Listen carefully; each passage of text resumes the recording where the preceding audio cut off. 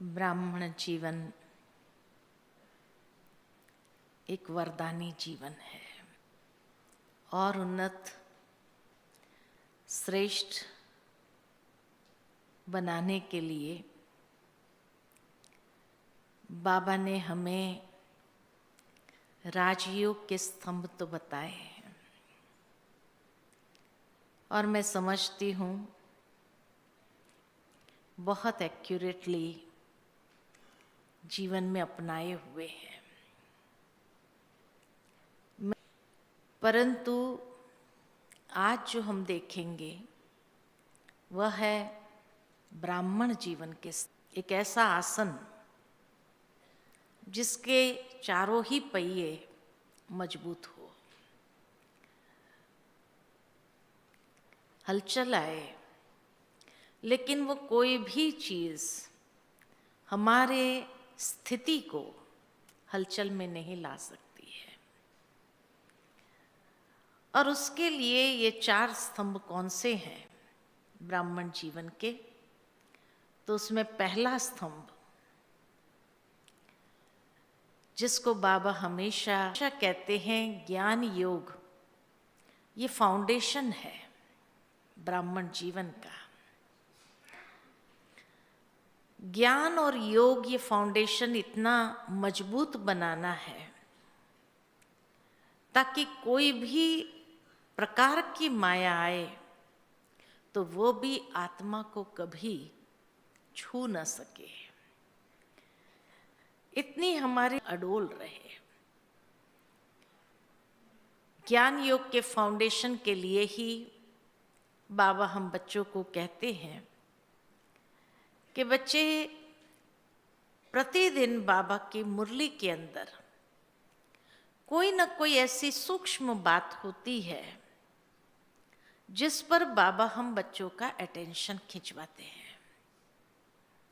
जितना उस सूक्ष्म बात को कैच करेंगे तो उसी के आधार पर विचार सागर मंथन करना आसान होगा। अगर उस सूक्ष्म बात को कैच नहीं किया तो मुरली की गहराई को समझ नहीं पाएंगे और बाबा का वो सेंट्रल थीम ही पकड़ में नहीं आया तो ऐसे ही जो कई लोगों को दुनिया में या ब्राह्मण परिवार में भी लगता है, रोज बाबा वही तो बात कहते हैं, मुझे याद करो, वर्षे को याद करो, लेकिन हर बार कहने का भाव बाबा का अलग होता है। जिस तरह से आज बाबा ने भारत की महिमा करते हुए कितनी बातें बताई कि भारत क्या क्या था और ऐसे भारत की तकदीर हम बना रहे हैं अपनी भी और हमारे साथ दूसरों की भी। ऐसी किस्मत बाबा हमारी जगा रहे हैं। तकदीर की बातें बाबा ने कई बार किया, लेकिन आज एक तकदीर को अलग एंगल से सारा जगाने के लिए कहा। एक नशा रहे सारा दिन उस बात को लेकर के कि मैं से भारत खंड के श्रेष्ठ देवी देवता की तकदीर बना रहे हैं। तो मुरली के गीत वही है, लेकिन हर बार जब गीत बजता है तो बाबा का समझाने का तरीका अलग हो जाता है और इसलिए वो सेंट्रल पॉइंट जो है सारी मुरली की एसेंस जिसको, तो हर रोज की मुरली में हमें नई बात मिलती जाएगी और यही हमारी सोच में भी नवीनता सहज ले आएगा, नहीं तो सोच में नवीनता नहीं आएगी। ज्ञान बल है, योग बल है, ये दोनों ऐसे आत्मा का बल पावरफुल करता है, आत्मा के अंदर ताकत भर देता है, शक्तिशाली बना देता है, जो माया कहीं से भी आने की हिम्मत नहीं रखती है। क्योंकि इसी बल से हम अपनी जितनी भी कमजोरियां हैं उसके ऊपर विजयी सहज बन सकते हैं। बाबा ने ये आने वाले संडे की मुरली जब मैं पढ़ रही थी, अव्यक्त मुरली, तो उसमें बाबा ने बहुत अच्छी बात कही कि एक है ज्ञानी बनना, दूसरा है ज्ञान स्वरूप बनना। ज्ञानी बहुत बन जाते हैं, ज्ञान सुनना सुनाना, ज्ञानी बहुत बन जाते हैं, लेकिन ज्ञान स्वरूप नंबरवार बनते हैं। तो उस सूक्ष्मता को समझना है कि ज्ञान का बल ज्ञानी बनने से नहीं मिलता है, ज्ञान स्वरूप बनने से प्राप्त होता है। जितना बाबा की एक एक बातें जो कही हुई है मुरली के अंदर, उसका स्वरूप बनते जाए और उसका प्रयोग करते जाए, क्योंकि योग माना ही प्रयोग, योग शब्द के आधार से ही प्रयोग शब्द निकला है। तो जो बातें बाबा ने कही है स्वरूप बनने के लिए, उसको अच्छी तरह से समझते हुए प्रयोग में लाना है, और प्रयोग में लाते हैं तब वो बल अपने अंदर महसूस करते हैं। बाकी ज्ञानी बन जाना, ज्ञान की पॉइंट्स को इकट्ठा कर देना और वो पॉइंट्स के आधार पर दूसरों को समझा देना, वो ठीक है। ऐसे नहीं कि वो नहीं होना चाहिए, वो भी ठीक है, लेकिन उसका प्रैक्टिकल मैंने अपने जीवन में कितना प्रयोग किया और उसके रिजल्ट को महसूस किया, उस रिजल्ट को मैंने जीवन के अंदर अनुभव किया। तो इसीलिए बाबा कहे ये ज्ञान और योग का बल अपने अंदर जमा करो। ये फाउंडेशन जितना मजबूत होगा हमारा, विशेषकर अंतिम समय में ज्ञान स्वरूप जितना हम होंगे, उतना ही साक्षी दृष्टा बनना आसान हो जाएगा, क्योंकि उसका रिजल्ट है ही साक्षी स्वरूप। अवस्था हमारी बहुत सुंदर बन जाएंगी।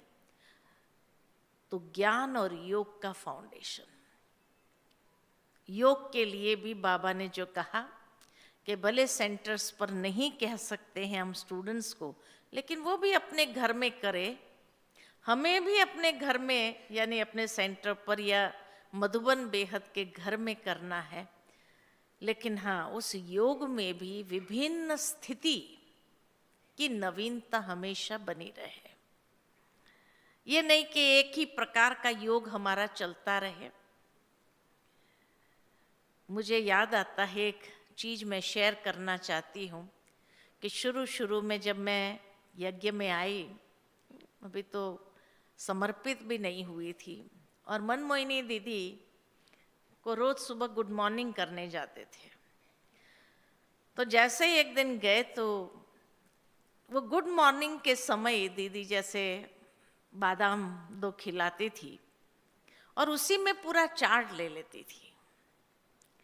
तो दीदी ने पूछा, अमृत वेला किया था? मैंने कहा हाँ दीदी किया था। अच्छा बताओ आज किस स्थिति में बैठी थी? तो मैं इतना अनुभवी नहीं थी कि मैं कोई बहुत अच्छा जवाब दे दूं, अभी तो समर्पित भी नहीं हुई थी, सेवाधारी के रूप में आई थी सेवा करने के लिए। तो दीदी ने जब पूछा कि किस स्थिति में बैठी थी, तो मेरे मुख से निकल गया, दीदी आज मैंने साइलेंस का अनुभव किया। तो दीदी को बड़ी हंसी आई, इतनी हंसी वो, मैंने सोचा कि क्यों मैंने कुछ गलत बोल दिया, क्या हुआ, है ना। फिर मोहिनी बहन खड़े थे, तो दीदी ने मोहिनी बहन से पूछा, मोहिनी साइलेंस का कभी अनुभव करना चाहिए अमृत वेले। तो मोहिनी बहन भी हंसने लगी। तो मैंने कहा कि पता नहीं क्या बोला मैंने। फिर दीदी समझ गई मेरी अंदर की स्टेज जैसे, तो कहती है इसका मतलब तुम सो गई थी। अमृत वेले साइलेंस का अनुभव नहीं करना होता, इसका मतलब तुम सो गई थी। तो मैं अपने आप को देखने लगी कि सचमुच मेरे को बीच में कहीं झुटका आ गया था क्या। तो महसूस किया कि हाँ शायद आ गया था। भावार्थ ये, फिर दीदी ने समझाया कि अमृत वेले विभिन्न संबंधों से याद करो। दीदी खाली रिपोर्ट ले लेती थी हमारे दिनचर्या का, इतना नहीं, लेकिन कहाँ हमारी गलती है और हमें कैसे अमृत वेले में माना पूर्ण रूप से अगर आनंद लेना है उसका, तो विभिन्न संबंधों का अनुभव करो। बाबा के साथ रुझान कराओ उस संबंध के आधार पर, उस संबंध को लेकर के बाबा के सानिध्य का अनुभव करो, बाबा के प्रेम का अनुभव, तो कभी नींद नहीं आएगी। उस दिन से वो बात ऐसी घुस गई थी अंदर में कि अमृत वेले कभी साइलेंस का अनुभव नहीं करना चाहिए। क्योंकि एक तो नींद से उठे हैं और साइलेंस में बैठेंगे तो अवश्य थोड़ी देर तो आपको अच्छा लगेगा, लेकिन कब वो नींद में चले जाएंगे पता ही नहीं चलेगा। और इसलिए आपको लगता है आज बड़ी साइलेंस लगी, बहुत अच्छा लगा, लेकिन वास्तव में उसका बल जमा नहीं हुआ आत्मा के अंदर। तो इसीलिए कहा विभिन्न प्राप्तियों का अनुभव करो, विभिन्न संबंधों के आधार पर रुझान करो। बाबा के साथ मीठी में 2 दिन पहले की मुरली बाबा की आई थी कि आप अपना चार्ट देखो कि आज मैंने बाबा से कितनी मीठी मीठी बातें किया, कितना समय किया। तो जब बाबा ये बात कहता है तो सिखाता है कि अंदर में कैसे उसको जमा करना है, उस शक्ति को जमा करना है, उस बल को अपने अंदर ले आना है। दूसरा फाउंडेशन या पिलर जिसको कहा जाए ब्राह्मण जीवन का, वह है पवित्रता का पिलर, ज्ञान योग का पिलर जिसको माया हिलाने का काम करती। दूसरा पिलर जो हिलाने का काम करती है वो पवित्रता का। पवित्रता की गहराई पर मैं सोच रही थी कि ब्राह्मण जीवन अगर सतयुगी देवी देवता पवित्र जीवन का आधार है अगर ये, तो यहाँ की पवित्रता माना खाली क्या ब्रह्मचर्य या ब्रह्मचारी बन जाना, इसको ही पवित्रता कहा जाता है। तो मेरे मन में कुछ बात आई और बातें ये आई कि पवित्रता किसको कहा जाता है। तो ब्रह्मचर्य उसको खाली पवित्रता बाबा ने कभी डिफाइन नहीं किया, ब्रह्मचारी बनना। तो ब्रह्मचारी में कौन सी बातें आती है? तो पहली बात जो आती है वो है सत्यता।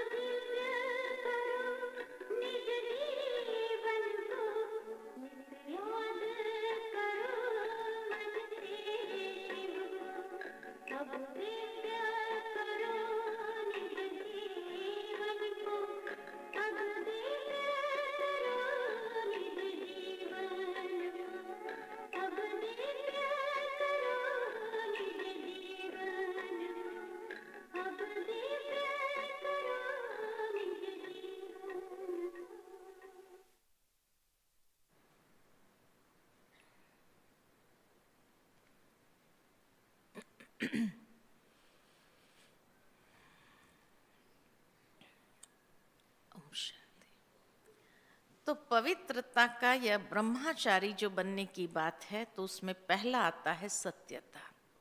सत्यता भी पवित्रता का ही एक हिस्सा है, क्योंकि अगर व्यक्ति के अंदर झूठ का संस्कार है और छोटी छोटी बातों के लिए भी झूठ बोलने की आदत है, तो इसका मतलब ये है कि पवित्रता की कमी है।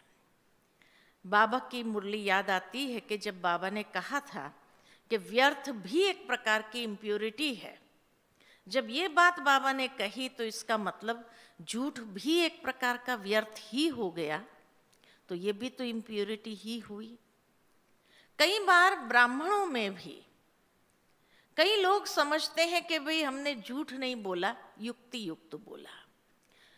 ये विषय एक अलग टॉपिक है, लेकिन उसको भी यथार्थ रीति समझना जरूरी है कि युक्ति युक्त किसको कहा जाता है और झूठ किसको कहा जाता है। और इसीलिए युक्ति युक्त जब कहते हैं तो उसमें सच्चाई ही होती है। युक्ति युक्त का मतलब ये नहीं कि झूठ बोलना हुआ, लेकिन युक्ति युक्त सच्चाई को उस तरह से पेश करने का है जिसमें किसी को भी न नुकसान हो न फीलिंग आए, उसको कहा जाता है युक्ति युक्त। तो ब्रह्मचारी, ब्रह्मा बाबा के जीवन को अगर हम देखें तो सत्यता, ये सत्यता की वैल्यू ही हमें फ्लॉलेस डायमंड बनाती है। जितने फ्लॉज है झूठ के कारण है, तो उसको निकालना सहज हो जाता है। दूसरा पवित्रता का स्वरूप है कि जैसे कहा सत्यता कहें, रियल्टी या रॉयल्टी, तो रॉयल्टी भी पवित्रता का ही स्वरूप है। जितनी व्यक्ति के अंदर सत्यता आती जाती, सभ्यता या मैनर्स के अंदर, डिवाइन मैनर्स जो बाबा सर्टिफिकेट देते हैं या जो दूसरे भी देखने वाले कहते हैं ये तो जैसे देवता है, तो डिवाइन मैनर्स ये भी पवित्रता का ही हिस्सा है। डिविनिटी जिसको कहा जाए, तो डिविनिटी माना ही दिव्य गुण प्लस पवित्रता, उसको जब जोड़ते हैं तो डिविनिटी आती है। तीसरा स्वरूप जो है ब्रह्मचारी में, वो है ईमानदार। कितने ईमानदार है? ईमानदारी ये भी प्यूरिटी का ही एक स्वरूप है। तो चाहे यज्ञ के साथ की ईमानदारी हो, बाबा ने हर एक को कहा है, चाहे गृहस्थ में रहने वाले हो, सेंटर पर रहने वाले हो, लेकिन हर एक के लिए ईमानदारी का जो व्याख्या बाबा ने दी है वो यही दी है कि घर में रहने वाले भी ट्रस्टी है, तो सेंटर में रहने वाले भी ट्रस्टी है। तो कोई भी रिसोर्स वेस्ट न हो, उसको कहा जाता है ईमानदारी, कि मेरे कारण वेस्ट नहीं होना चाहिए। कभी कभी जब मधुबन के सीजन के समय अनाउंसमेंट होती है कि भाई आप अपने कमरे में से निकलो तो लाइट पंखा बंद करके निकलना या नल का बंद करके निकलना, पानी वेस्ट नहीं होना चाहिए, लाइट का जो एनर्जी है वो वेस्ट नहीं होनी चाहिए, ये भी एक प्रकार की ईमानदारी है, क्योंकि हम बाबा के घर का सेविंग करते हैं ना। तो इसीलिए कहा कि ईमानदारी माना खाली एक धन नहीं, लेकिन कोई भी एनर्जी का रिसोर्स है जहाँ, उसकी बचत वो हमारे खाते में ही जमा होती है। आज मैंने अगर धन खर्च कर रही हूँ, लेकिन अगर वहाँ पर मैंने किसी से ये कराया, उसमें उसका भी भाग्य बने, उस तरह से उसको ज्ञान सुनाते हुए कराया, तो ये हमारे खाते में जमा हो रहा है। तो धन का भी जो तन मन धन से जो हम सेवा कर रहे हैं, तो इसमें हमारी ईमानदारी, तो ईमानदारी भी प्यूरिटी का एक स्वरूप है। वफादारी ये भी प्यूरिटी का स्वरूप है। वफादारी माना मैंने बाबा के साथ के सर्व संबंधों में कितनी वफादारी मेरी है। खाली 3 संबंध, बाप टीचर गुरु के रूप में हमारी वफादारी, ऐसा नहीं। लेकिन अगर मैंने भगवान को दोस्त के रूप में माना है, प्रियतम के रूप में माना है, तो उसके साथ की भी मेरी वफादारी कितनी है। तो ये वफादारी भी प्यूरिटी का ही स्वरूप है। फरमानवरदार यानी श्रीमत के पालन करने में। कई बार कई लोग श्रीमत को ट्विस्ट करते हैं अपने बेनिफिट को देखते हुए कि नहीं चलता है, बाबा ने ये भी कहा हुआ है, लेकिन ये वाक्य किसके लिए कहा था। तो मैं कोई भी श्रीमत को ट्विस्ट न करूं तो उसको कहते फरमानवरदार। ये भी प्यूरिटी का ही स्वरूप है। तो इसीलिए कहा कि प्यूरिटी का स्वरूप बहुत सूक्ष्म, और ब्रह्मा बाबा ने जब उन सब बातों को बहुत सूक्ष्मता से पालन किया, तब वो फ्लॉलेस डायमंड, ये सारे फ्लॉज है जो आत्मा रूपी हीरे को दागी बना देता है, और इसीलिए माया को चांस मिलता है हमारे प्यूरिटी के फाउंडेशन को हिलाने का। कई बार देखते हैं कई बाबा के बच्चे बहुत अच्छे ज्ञान में चल रहे थे, बहुत पावरफुल थे, प्यूरिटी का फाउंडेशन भी अच्छा था, लेकिन फिर उसके बाद समाचार मिलते हैं वो दुनिया में चला गया, उसने शादी कर लिया। अब ये प्यूरिटी का फाउंडेशन हिला कहाँ से? तो जरूर ये फ्लॉज जो थे, वो फ्लॉज के प्रति हमारा ध्यान नहीं गया, इसीलिए वहां से हलचल हुई, और इसीलिए वो चीज उसको खींच के ले गई। भावार्थ ये कि प्यूरिटी का फाउंडेशन हमारा बहुत मजबूत होना चाहिए। तीसरा फाउंडेशन है कौन सा? ज्ञान योग का फाउंडेशन, प्यूरिटी का फाउंडेशन। तीसरा फाउंडेशन ब्राह्मणों का, जिसको भी माया हिलाने का प्रयत्न करती है,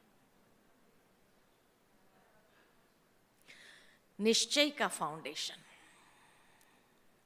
निश्चय बुद्धि विजयंती। तो बाबा हमेशा कहते हैं निश्चय का फाउंडेशन चेक करो। कुछ समय पहले बाबा की अव्यक्त मुरली संडे को आई थी पूरी निश्चय बुद्धि के ऊपर, और जब हम निश्चय बुद्धि कहते हैं तो निश्चय बुद्धि में चारों ही बातें आ जाती है।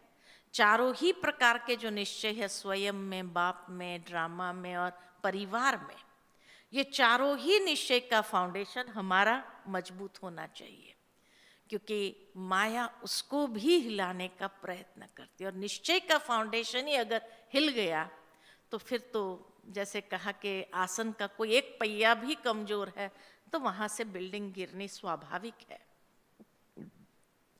तो निश्चय जब कहते हैं तो निश्चय बुद्धि किसको कहेंगे? निश्चय माना, निश्चय माना नो कंफ्यूजन, दुविधा नहीं होनी चाहिए। हाँ ये है, ऐसा है, वैसा है।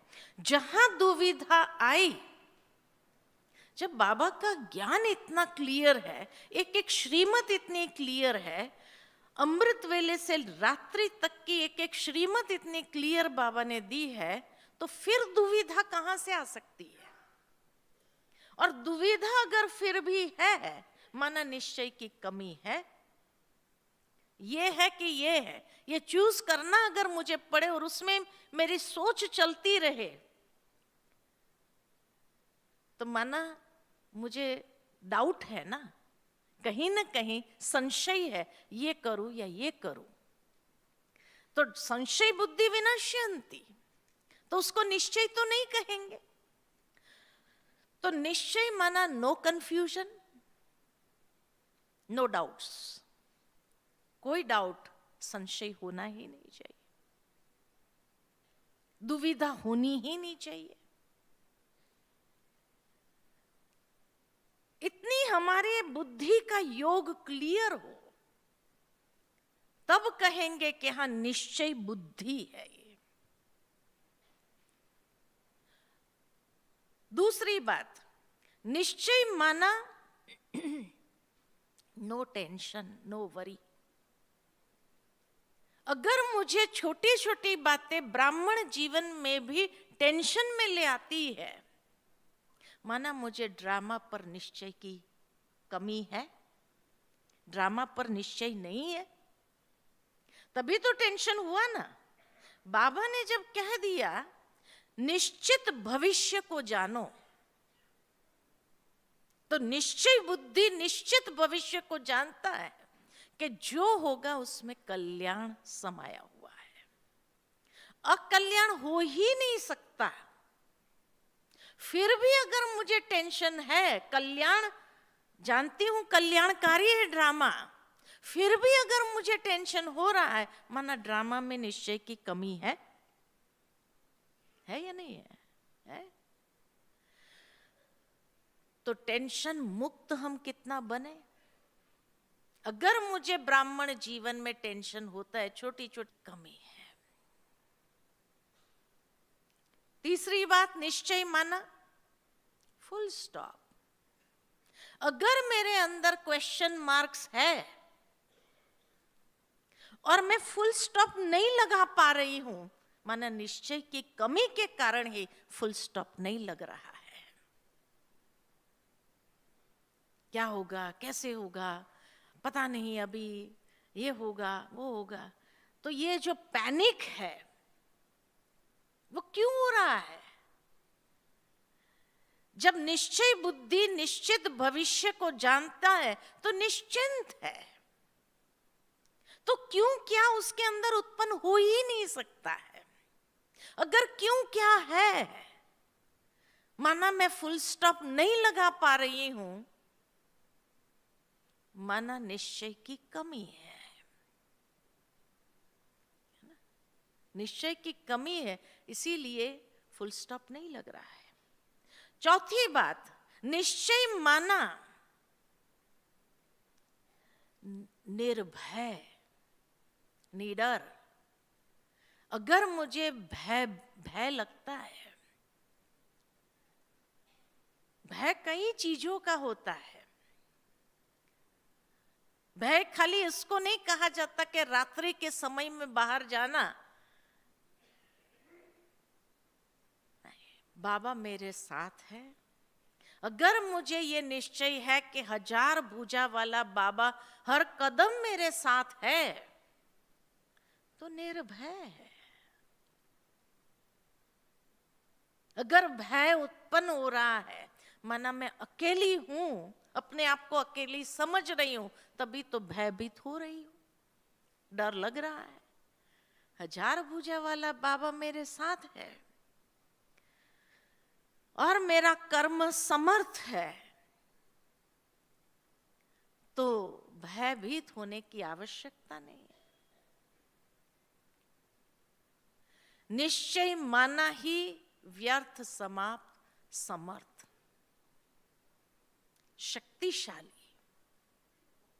जब स्वयं में निश्चय है, बाबा में निश्चय है, परिवार में निश्चय है, ड्रामा में निश्चय है, तो व्यर्थ ये ऐसा क्यों कर रहा है, इसको ऐसा नहीं करना चाहिए।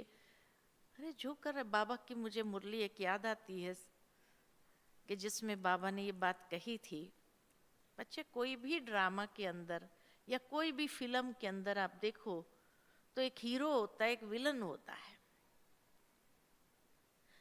अगर विलन अच्छा करने लगे तो वो तो हीरो बन जाएगा ना। अगर विलन बुरा कर रहे तभी तो आपको अच्छा करने का मौका मिल रहा, तभी तो आप हीरो बनो ना। अगर वो विलन का पार्ट बजा रहा है तो आप हीरो का पार्ट बजाओ। विलन तो होना ही चाहिए ना, कोई भी ड्रामा में विलन ना हो तो विलन खाली कोई 5 विकार ही विलन थोड़ी है। जो 5 विकारों के वशीभूत है और जो मेरा टेस्ट पेपर ले रहा है वो भी विलन का पार्ट बजा, तो मुझे हीरो बनाने के लिए वही तो निमित्त बनेगा।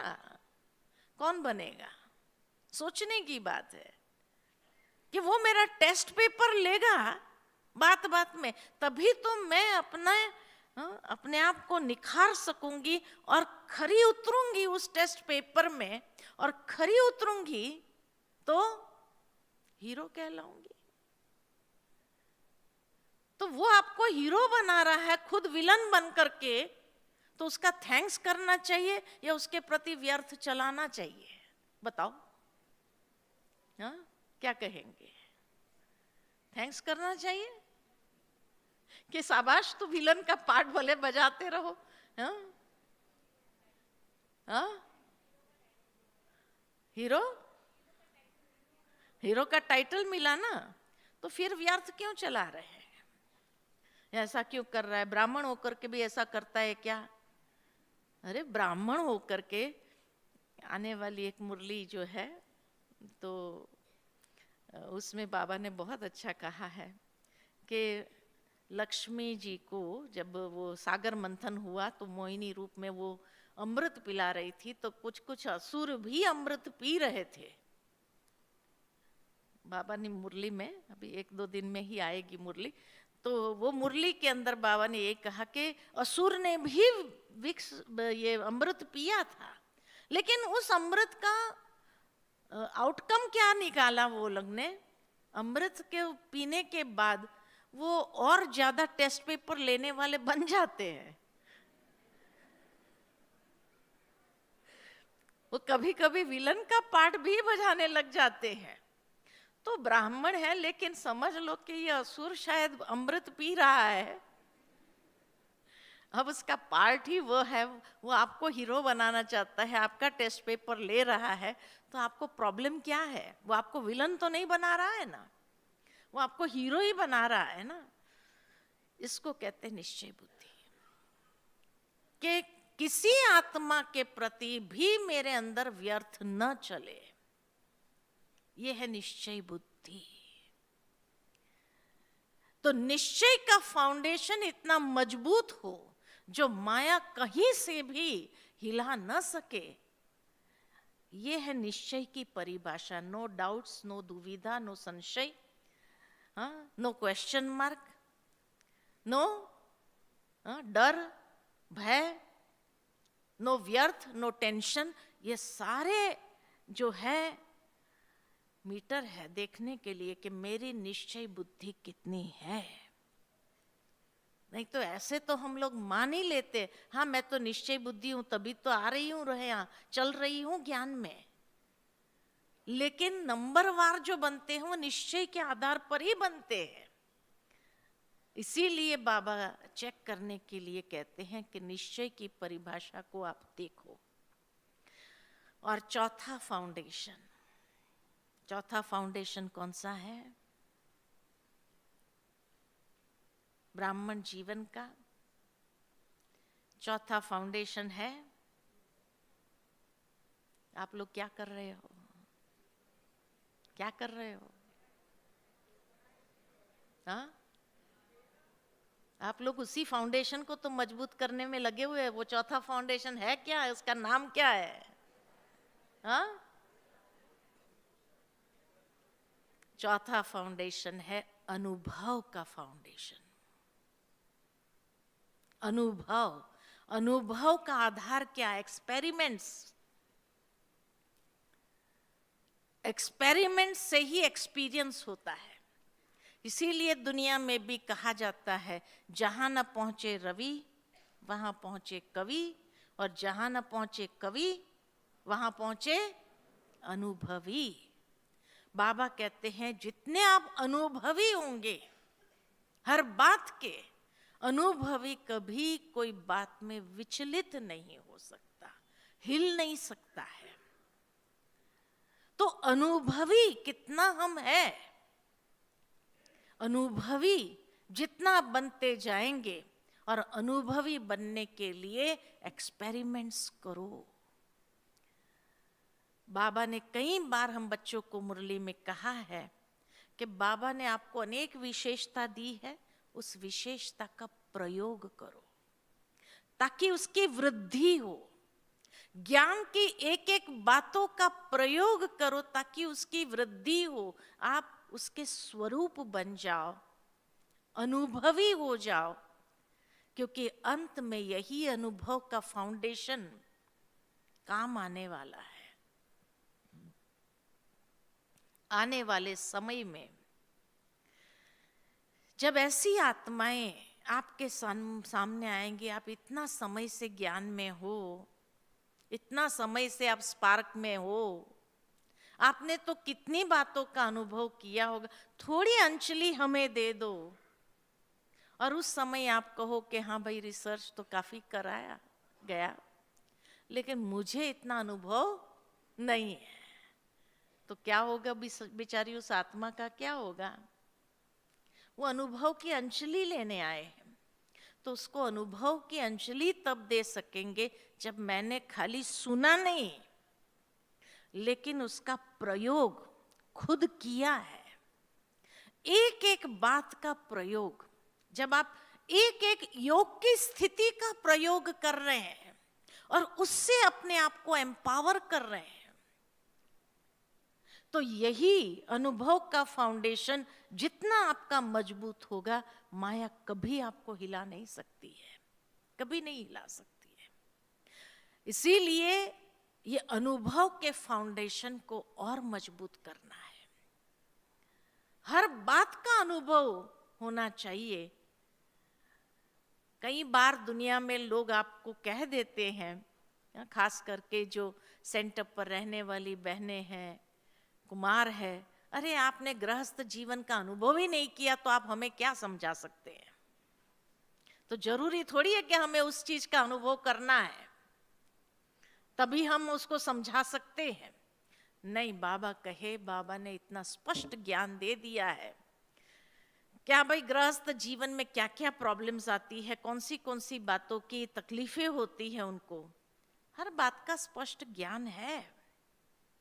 और इसीलिए उस समझ के आधार पर ज्ञान की कौन सी बातों का प्रयोग करना चाहिए ताकि उस मुसीबत से या उस परीक्षा से बाहर निकल आए, ये हमारे पास स्पष्टता है, इस चीज की स्पष्टता है। इसीलिए तो कोई भी कुमार या बहनें भी जब किसी को कोर्स कराती है, क्लास कराती है, तो वो नए भी यही कहते हैं कि आपको तो इस बात का अनुभव है नहीं, फिर आपने इतनी अच्छी तरह से कैसे उस बात का वर्णन करके हमको बता दिया। जैसे शुरू में हम जब मैनेजमेंट के कोर्सेज करा रहे थे तो लोग हमें यही कहते थे, आप इतने छोटे हो, क्योंकि उस समय तो नेचुरल है छोटे ही थे, और आपने तो जीवन में कभी बिजनेस किया नहीं, कोई कंपनी संभाला नहीं, कोई ह्यूमन रिसोर्स के क्या क्या प्रॉब्लम्स आते हैं वो आपको पता नहीं, फिर भी आपने इतना अच्छी तरह से कैसे बताया? कैसे बताया? बाबा ने बताया हुआ है कि बाबा की बहुत बड़ी कंपनी चल रही है। बाबा की ये बहुत बड़ी कंपनी चल रही है ना, तो यहाँ भी हम हर एक के साथ संस्कार मिला करके चलते हैं। तो वो कंपनी में और ये कंपनी में खाली इतना है कि यहाँ ज्ञानियों के साथ संस्कार मिलाना होता है, वो ज्यादा टफ है।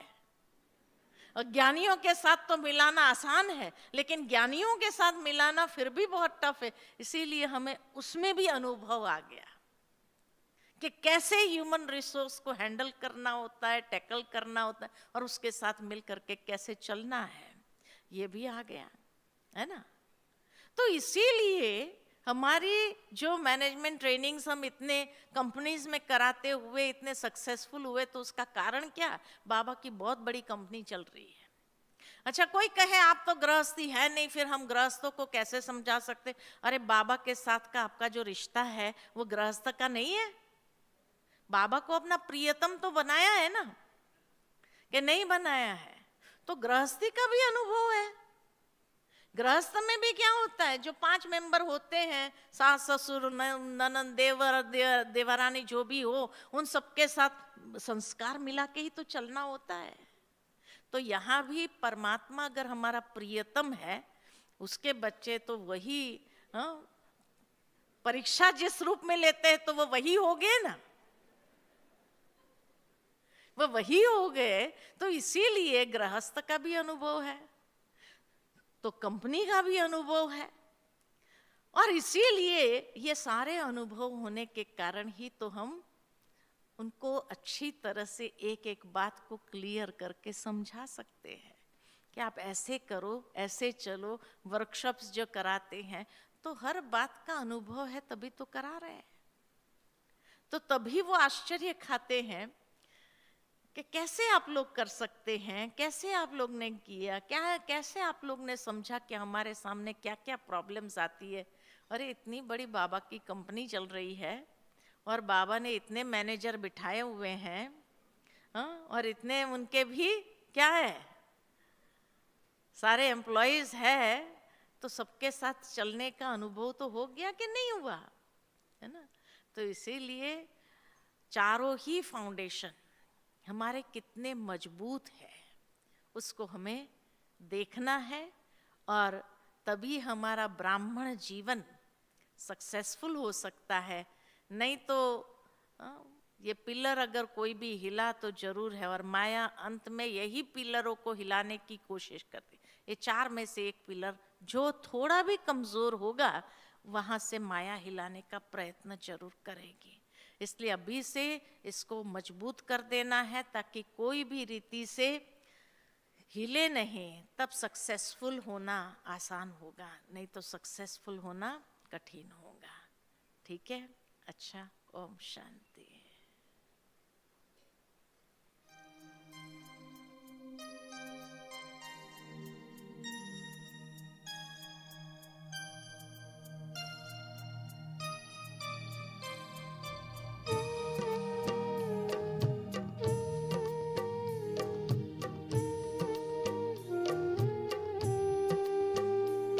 योगी जीवन बड़ा ही प्यारा, ये प्रभु का वरदान है।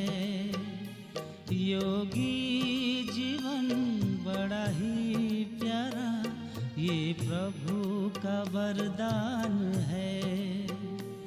दिल की दुआएं वो पाए सभी का, हर दिल का अरमान है। योगी जीवन बड़ा ही प्यारा।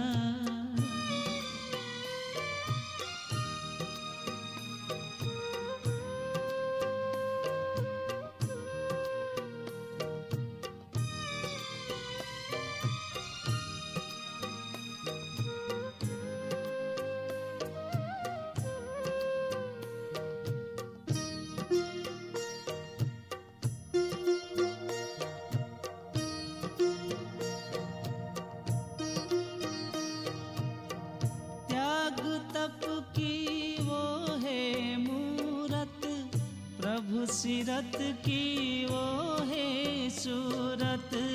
त्याग तप की वो है मूरत, प्रभु सिरत की वो है सूरत। आन है योगी जीवन बड़ा ही प्यारा, ये